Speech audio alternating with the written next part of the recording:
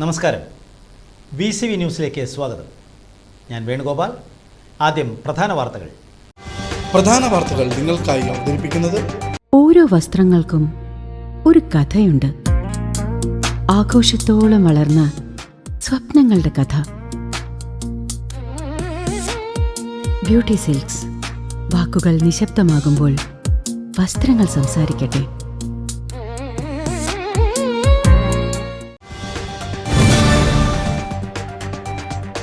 തൃശൂർ മുണ്ടുപാലം ജംഗ്ഷനിൽ ലോറിക്കടിയിൽപ്പെട്ട് സ്കൂട്ടർ യാത്രികയ്ക്ക് ദാരുണാന്ത്യം. അവണിശ്ശേരി സ്വദേശി ദേവിക വേണുഗോപാലാണ് മരിച്ചത്. കൊടുങ്ങല്ലൂർ ഷൊർണൂർ സംസ്ഥാന പാതയിൽ നിയന്ത്രണം വിട്ട ടോറസ് ലോറി റോഡരികിലെ കടയിലേക്ക് ഇടിച്ചു കയറി കെട്ടിടത്തിന് കേടുപാടുകൾ സംഭവിച്ചെങ്കിലും പുലർച്ചെയായതിനാൽ വലിയ ദുരന്തമൊഴിവായി.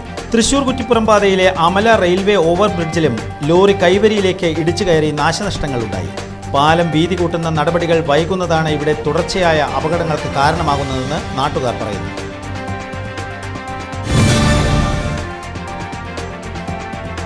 UDF ഭരണത്തിലേക്ക് തിരിച്ചെത്തിയ പശ്ചാത്തലത്തിൽ രമേശ് ചെന്നിത്തല മുഖ്യമന്ത്രിയാകുന്നതിനായി തൃശൂർ നന്ദിപുലം കിഴക്കേ കുമരഞ്ചിറ ഭഗവതി ക്ഷേത്രത്തിൽ പ്രത്യേക പൂജകൾ നടത്തി.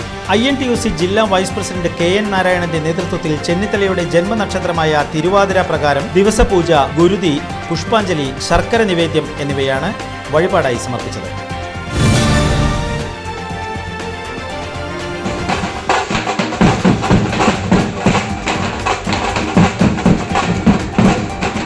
നിയമസഭാ തെരഞ്ഞെടുപ്പിൽ കേരളത്തിൽ ഭരണം പിടിച്ചെടുത്ത UDFന്റെ വിജയം ആഘോഷിച്ച് പ്രവർത്തകർ വടക്കാഞ്ചേരിയിൽ ആഹ്ലാദ പ്രകടനം നടത്തി. വടക്കാഞ്ചേരി പ്രസ് ക്ലബ് പരിസരത്ത് നിന്നും ആരംഭിച്ച ആഹ്ലാദ പ്രകടനം ഓട്ടുപാറ ബസ് സ്റ്റാൻഡ് പരിസരത്ത് സമാപിച്ചു. നേതാക്കളും പ്രവർത്തകരും ഉൾപ്പെടെ നിരവധി ആളുകൾ പ്രകടനത്തിൽ പങ്കാളികളായി.